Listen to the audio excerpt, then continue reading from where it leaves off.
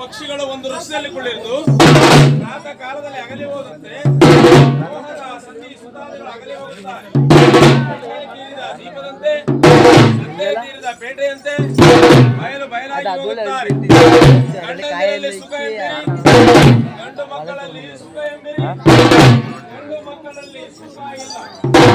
10 ಬಾರಿ ಪರೀಕ್ಷೆ ಮಾಡುತ್ತಾರೆ. ಒಂದು ಹೆಣ್ಣನ್ನ ಕೊಡುವಾಗ 10 ಬಾರಿ ಪರೀಕ್ಷೆ ಮಾಡಬೇಕು.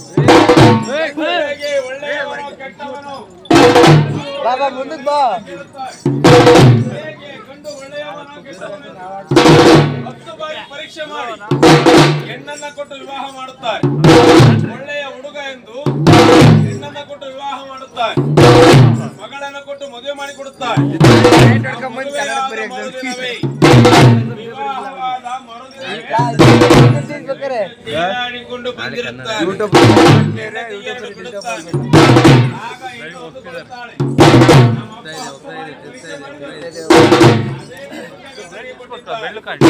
ಇಲ್ಲಿದೆ ಗಂಡಂದಿರಲ್ಲಿ ಸುಖ, ಗಂಡು ಮಕ್ಕಳಲ್ಲಿ ಸುಖ ಇಲ್ಲ.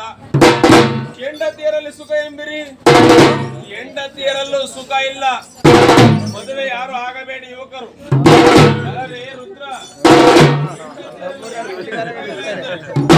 ಹೆಂಡತಿಯರಲ್ಲಿ ಯಾಕೆ ಸುಖ ಇಲ್ಲ ಎಂದರೆ ಅವರಿಗೆ ಕಂಡದ್ದನ್ನು ತಂದುಕೊಟ್ಟು, ಹೆಂಡತಿಗೆ ಕಂಡದ್ದನ್ನು ತಂದುಕೊಟ್ಟು ರೇಷ್ಮೆ ಸೀರೆ ನುಡಿಸಿ ಬಂಗಾರವನ್ನು ತಂದುಕೊಟ್ಟರೆ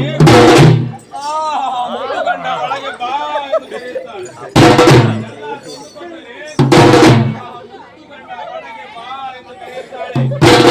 ಏನು ಕೊಡಿಸದಿದ್ದರೆ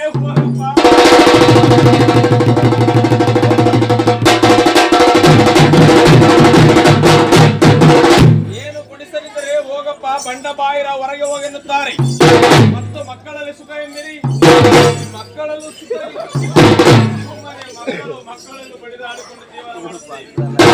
ಮಕ್ಕಳಿಂದ ಏನು ಸುಖ ಇದೆ ತಿಳಿದುಕೊಳ್ಳಬೇಕು ವಿಚಾರಗಳನ್ನ. ಯಾರಿಂದ ಸುಖ ಇದೆ, ಮಕ್ಕಳಿಂದ ಸುಖ ಇಲ್ಲ. ಮಕ್ಕಳಿಗೆ ಅತಿ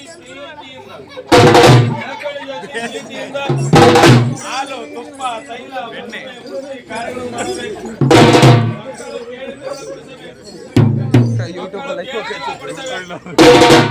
ರುದ್ರ, ಮಕ್ಕಳು ಕೇಳಿದ್ದನ್ನೆಲ್ಲ ಕೊಡಿಸಬೇಕು.